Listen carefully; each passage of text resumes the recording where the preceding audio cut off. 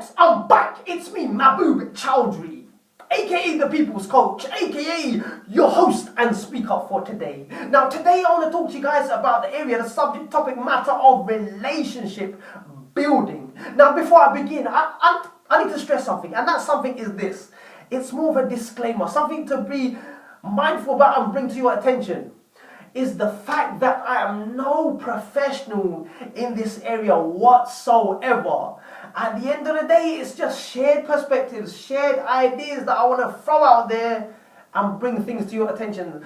Few things that have worked for me in my own personal relationship with my dearest loved one. And I want to bring it to your attention. I want to share these concepts, these ideas, because it will go far, in terms of a long way, in your relationship for the better if you employ and apply these techniques. Now these tips that I want to share with you is this. There's always going to be conflict between both spouses, because at the end of the day, both spouses are from two different walks of life and are coming together. Of course you're going to have differences. Of course both spouses have been raised differently. You've been exposed to different things. You've had different experiences, different understandings, different education, and you're coming together. So how do you work things out when things are becoming a bit conflicting? You're gonna have conflicts at some point in your relationship. But let me tell you something. I want to share 3, maybe 4 tips today in how to resolve things. Now these tips are not guaranteed to work. Shall I tell you why? Because at the end of the day, it's about if 2 people really want to work it out, then it will work. But if one person wants to work out and the other one's not so keen, then it may not work. But at the end of the day, you have to do your part to minimize the conflict, to minimize the tension and the stress and the anxiety that you may have with one another. Now check this out. Let me begin. The first one is this. Always deal with what is present.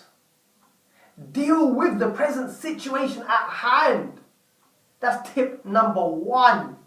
Tip number 2 is do not bring up the past in present situations of conflict. Be mindful about that, because it's so easy to have a go at one another and then throw in a dig from the past. Do not do that, because you will ruin the relationship. And the third tip that I want to bring to your attention is this. For every single situation that unfolds, start again. It's a clean slate. And the funny thing is, it doesn't matter if you go round in circles and the same old thing, the same old responses and reactions keep on happening over and over again. Start afresh. Start afresh. Look for different ways, better ways of handling things, tackling things. Start afresh means no digs, no baggage from the past needs to be brought into the present.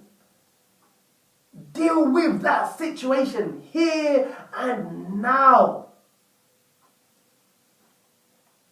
And the fourth thing is this. The fourth thing is it requires 2 spouses to come together to work at it. Because these tips are not guaranteed success overnight. It takes time and time again. Because let me tell you something. When you are trying to change, old habits will tend to pop up. If new habits have not been practiced over and over again, you have to drill these types of things into your own personal relationship in terms of the stuff that I have mentioned already. Because if you don't employ and apply these tactics and techniques of tips, then your relationship will suffer. Then what you will end up doing is the opposite of what I've just said. So hence, for example, you've now had a conflicting argument. The past has been dragged up. For example, you're always doing this. I remember when the other day that you've done such and such. It's all your fault. Why do you keep on doing that? Rather than saying things like that, look for things that will make the situation less in terms of tension, in terms of stress. Try and de-stress one another. Try and understand and empathize one another. Not just listen and say, yep, okay, yep, I'm sorry. Or, okay, yep, I've understood. Without actually genuinely trying to understand where they're coming from. Now, people, all relationships take time and loads of time, effort, energy, and sacrifice. And let me tell you something. Every thriving relationship goes through these sort of challenges. And the reason why that they're thriving, because you get two spouses wanting to work things out and they see things to the end because they follow through. It's hard going through the journey, but at the end of that sacrifice, at the end of that tolerance, patience, mercy, understanding, effective communication, love and affection, appreciation, the relationship is blessed. It's beautiful. It flourishes. But not everyone is willing to go through that journey because people are too easy to quit. People are too easy to get annoyed at one another. And all of a sudden they become an intolerance, a nuisance. And they react quickly. They switch quickly. And they lose their patience with one another. And they can't be asked to keep pushing through, to keep following through in order to make the relationship a lot more better. A thriving relationship. This is the type of things that a thriving relationship goes through. Conflict, working things out, and then all of a sudden you will see the rewards at the end of that.